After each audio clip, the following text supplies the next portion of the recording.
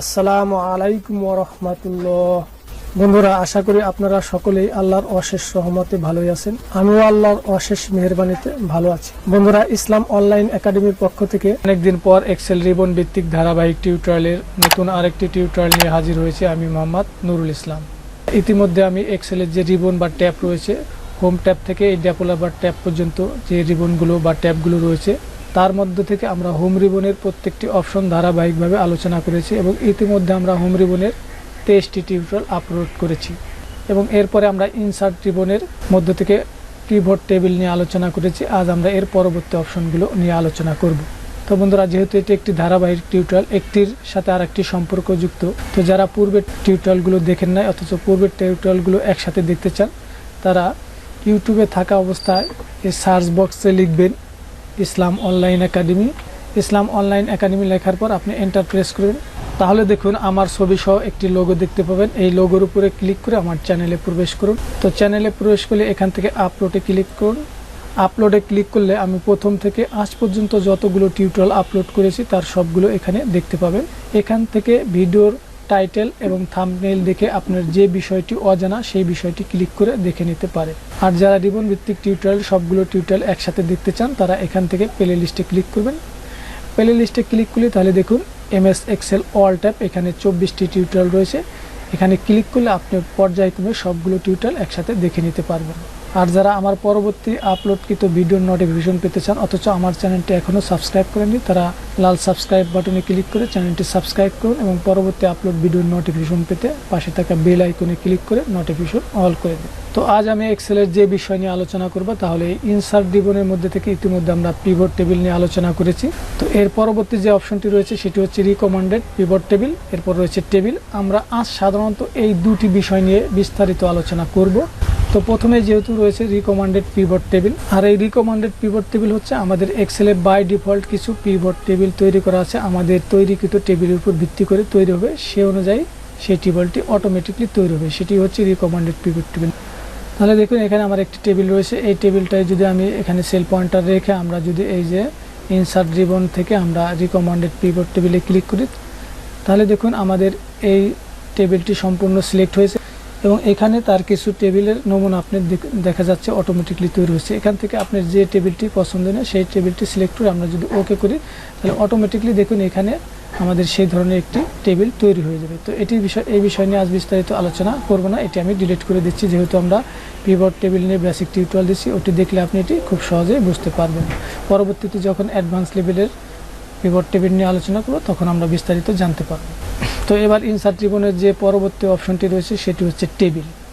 তো টেবিলকে আমরা কোনো এক্সেল ওয়ার্কবুক ওপেন করি, তো এক্সেল ওয়ার্কবুকের প্রত্যেকটি শিটই সম্পূর্ণ শিটটি একটি টেবিল, অর্থাৎ আমাদের এখানে দেখুন গ্রিড লাইন দেখা যাচ্ছে, অর্থাৎ এই টেবিলটি আমাদের দৃশ্যমান না। যখনই আমরা এটিকে সিলেক্ট করে কিছু নির্দিষ্ট এরিয়া সিলেক্ট করে আমরা যখন এটিকে বর্ডার করব তখনই আমাদের এই টেবিলটি দৃশ্যমান হবে। দেখুন আমরা যদি বর্ডার দিই তাহলে এটি দৃশ্যমান হচ্ছে। তো এটি হচ্ছে টেবিল। তো আমরা আজ এক্সেলের যে এই টেবিল অপশনটি রয়েছে ইনসার্ট রিবন, এই টেবিল অপশনটির কি সুবিধা এবং টেবিল না করলে কি অসুবিধা আছে সেই বিষয়গুলো নিয়ে আজ আলোচনা করব। প্রথম যে অসুবিধাটা নর্মাল টেবিল রয়েছে এবং টেবিল অপশনের মধ্যে যে সুবিধাটি রয়েছে সেটি আমরা দেখব। দেখুন আমরা যখন এইখানে কোনো কিছু লিখব তখন আমরা এখানে যখন নিচের রোতে আমরা লিখব, অটোমেটিকলি আমরা যদি এখান থেকে ট্যাব প্রেস করি, এই সর্বশেষ সেল থেকে যদি আমরা ট্যাব প্রেস করি তাহলে এই ট্যাবটি সেল পয়েন্টারতে আমাদের ডান দিকে সরে যাচ্ছে দেখুন, কিন্তু আমি এখানে লিখতে পারছি না। আমার দেখুন এখানে একটি টেবিল তৈরি করা আছে, আমরা যদি এই টেবিলটা খেয়াল করুন তাহলে দেখুন আমি এখান থেকে যখন ট্যাব প্রেস করুন নিচে অটোমেটিকলি এই ডিজাইনের একটি রোটিতে চলে যাচ্ছে আমাদের। এখানে কিন্তু সেল পয়েন্টার আমাদের ডান দিকে যাচ্ছে না। আমি কন্ট্রোল জেড দিয়ে ফিরে আসি, এটি একটি সুবিধা এবং অসুবিধা। আমরা এটিকে নর্মালি আমরা একটি ফিল কালার করে দিতে পারি, তো আমি এখান থেকে ফিল কালার করে দিলাম। তো এখানে দেখুন এখানে আমি সাম করব, আমি সমান সাম, তো সাম দেওয়ার পর আমরা এই অংশটুকু যোগ করব। এবার আমরা যদি এন্টার প্রেস করি তাহলে হয়ে গেল আমাদের পরবর্তীগুলো আমরা ফিল করে দিলাম। এখন দেখুন আপনি যদি এই যে লেখা রয়েছে এই লেখার পর 9 নম্বরের পর 10 নম্বর আপনি এন্ট্রি করবেন, সেক্ষেত্রে এখানে কিন্তু আমার যখন টেবিল তৈরি করছি এখানে ট্যাব প্রেস করলে অটোমেটিকলি নিচে একটি টেবিল তৈরি হয়ে যাচ্ছে। তাহলে এই ক্ষেত্রে যদি আপনাকে করতে হয় সেক্ষেত্রে আপনি এখানে রেখে এখানে একটা ইনসার্ট করে নিতে হবে রো। এরপর আমাদের যদি এখানে লিখি 4000, তাহলে দেখো অটোমেটিকলি এই যোগটা হয়ে যাচ্ছে। এবার যদি আর একটা তৈরি করতে হয় সেক্ষেত্রে আবার আমাকে এখানে ইনসার্ট ক্লিক করে এখানে আমি লিখে দিতে পারি এখানে 2000, তো লিখলাম। তাহলে দেখুন আমাদের এইখানে কিন্তু এই যোগ ঠিক হয়েছে, কিন্তু আমাদের এই যোগটা কিন্তু চেঞ্জ হচ্ছে। আমাদের এই যোগটা যেমনটি রয়েছে সেমনটি রয়েছে। দেখুন আমি যখন এটা ডিলিট করে দেবো তাও কিন্তু ওইটি থাকবে। আমি যদি এটা ডিলিট করে দিই তাহলে দেখুন এটা কিন্তু চেঞ্জ হচ্ছে না, অর্থাৎ ফর্মুলার সাথে পরিবর্তন হচ্ছে না। তো তাহলে দেখলাম আমরা একটি নর্মাল টেবিলের কি অসুবিধা রয়েছে। এবার আমরা দেখবো একটি এই যে এক্সেলের যে টেবিল অপশনটি রয়েছে, এই টেবিল অপশনটি ব্যবহার করে আমরা কি সুবিধা অর্জন করতে পারি।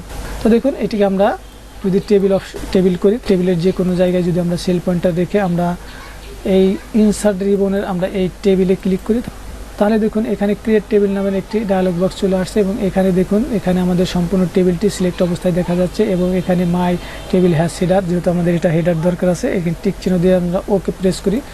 তাহলে দেখুন এখানে একটি দৃষ্টিনন্দন একটি টেবিল তৈরি হয়েছে। শুধু এটি দৃষ্টিনন্দনের ক্ষেত্রে না, এখান থেকে আমরা বিভিন্ন ধরনের সৌন্দর্য দৃষ্টিনন্দন টেবিল এখান থেকে সিলেক্ট করার মাধ্যমে করতে পারবো। কিন্তু এখানে মূল বিষয়টি আমাদের দৃষ্টিনন্দন নয়, কারণ আমরা ম্যানুয়ালি এই বিষয়টি আমরা অনেক সুন্দর, এর চেয়ে অনেক সুন্দর করে তৈরি করতে পারি। তাহলে এখানে যে বিষয়টি আমাদের হলো তাহলে কি হলো, দেখুন আমাদের অটোমেটিকলি এখানে কিন্তু ফিল্টার হয়ে গেছে। আমরা এখান থেকে দেখুন ফিল্টার করতে পারবো। ফিল্টার করার যে সুবিধা সেই ফিল্টারটি অর্জিত হলো এবং এইখানে যে সুবিধাটি আমরা পাবো সেটি আমরা একটু যদি লক্ষ্য করে দেখতে পাবো। এখানে দেখুন এখানে যদি আমি সাম করি এটিকে সমান SUM সাম, তো সাম করবো আমরা কি এই অংশটুকু। তাহলে দেখুন এখানে আমরা ফর্মুলার মধ্যে খেয়াল করি, দেখুন এখানে কিন্তু ফর্মুলাও ভিন্ন হচ্ছে। সাম এবং টেবিল 2, এটি হচ্ছে টেবিল 2 নামে একটি টেবিল তৈরি হচ্ছে, তার বেসিক কলামের যে টোটাল সেটি কিন্তু হবে। এই অবস্থায় যদি আমরা এন্টার প্রেস করি, এবার এন্টার প্রেস করার পর তাহলে দেখুন আমাদের এখানে একটি ডাউন অ্যারো দেখা যাচ্ছে। আমরা এই বাকিগুলো ফিল করে দিই অবস্থা।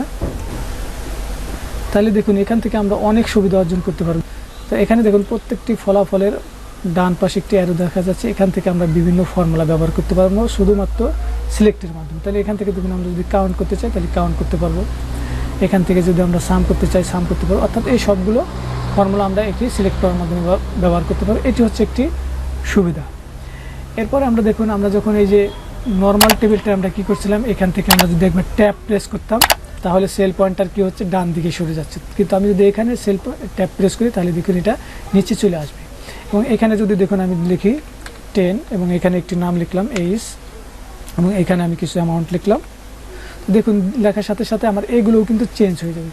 দেখুন এটাও কিন্তু চেঞ্জ হয়ে গেছে, অর্থাৎ আমাদের নর্মাল টেবিলে কিন্তু এটি চেঞ্জ হয় না, শুধু এটি চেঞ্জ হয়েছে, এগুলো কিন্তু চেঞ্জ হয় না। আর টেবিলের মাধ্যমে করবো, এই টেবিলের যাবতীয় যা কিছু করবে সেটি ডাইনিং করবে, অর্থাৎ টেবিলটা আমাদের যতই বৃদ্ধি হোক ডানে বামে সেটা অটোমেটিকলি আমাদের যে ফর্মুলাগুলো অ্যাপ্লাই করা থাকবে সেগুলো কাজ করবে।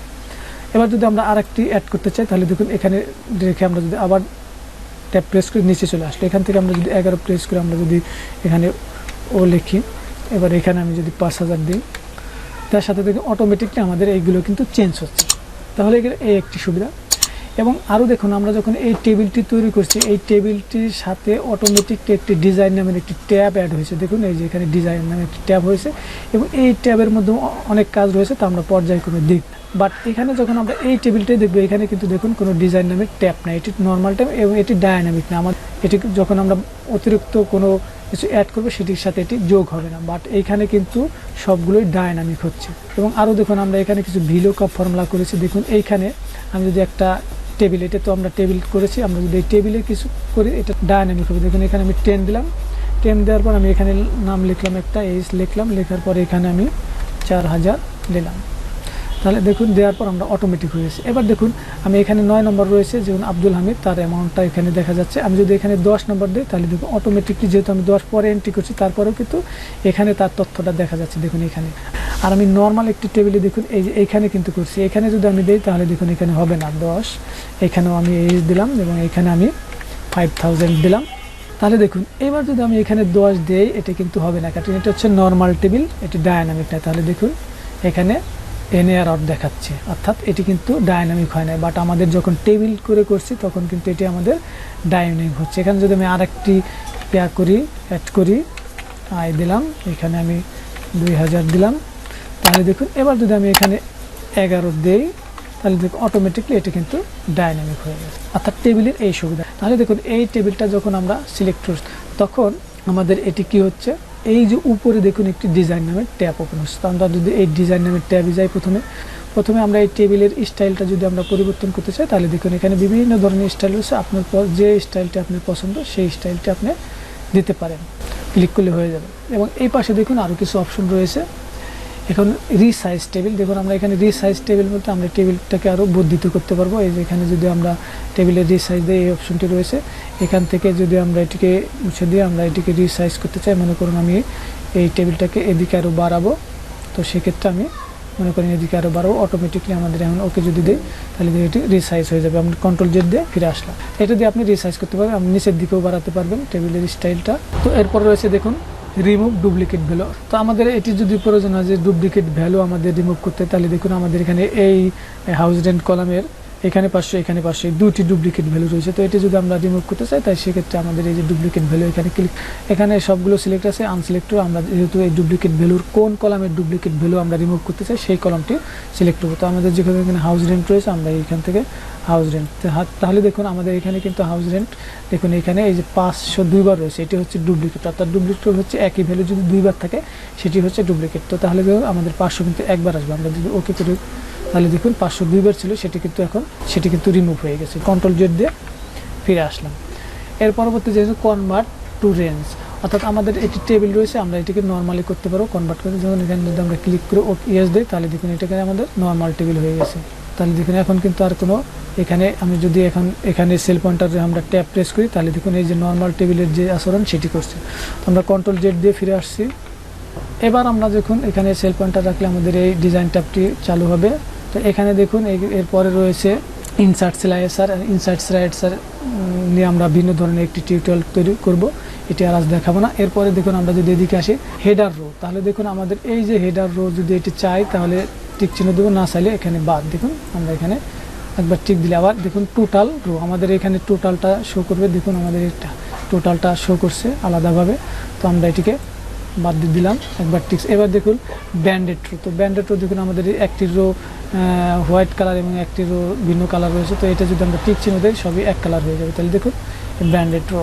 এবার আমাদের ফার্স্ট কলাম, তাহলে দেখুন আমাদের এই ফার্স্ট কলামটা একটু হাইলাইট হবে। দেখুন আমাদের এই যে ফার্স্ট কলামটা দেখুন বোল্ড আকার হয়েছে, তো আমরা এখানে দিলে বোল্ড আকার। এবং লাস্ট কলাম, তাহলে লাস্ট কলাম দেখুন আমাদের এখানে একটু বোল্ড আকারে হচ্ছে, এখানে চেক মার্ক দিলে।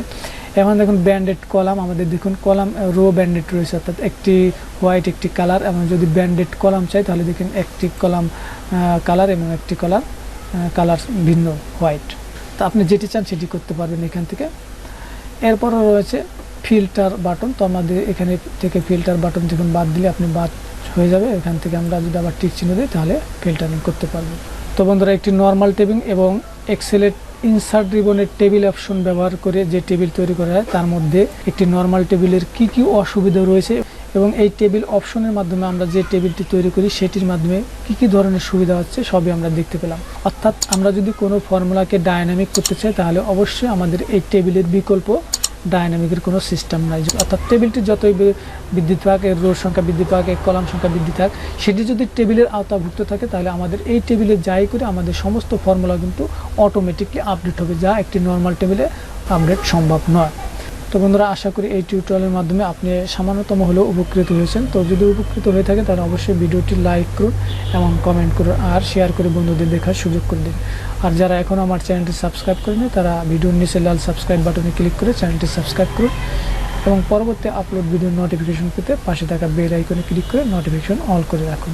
ইনশাআল্লাহ পরবর্তীতে আমরা ইনসার্ট টেবিলের অবশিষ্ট অপশনগুলো পর্যায়ক্রমে ধারাবাহিকভাবে আলোচনা করব। এতক্ষণ সাথে থাকার জন্য ধন্যবাদ। আল্লাহ হাফেজ।